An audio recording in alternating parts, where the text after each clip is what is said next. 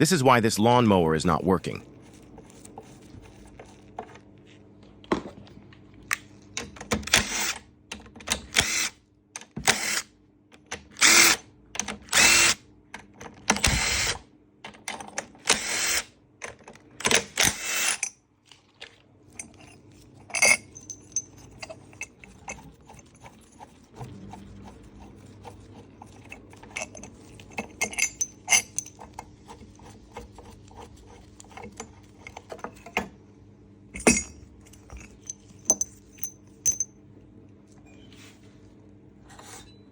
If you can see, the piston ring is broken, part of the piston is broken too.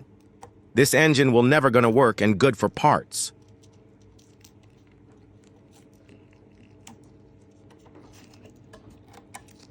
This engine is a Briggs & Stratton 675 series. If you know the cause on why this happened, please drop a comment.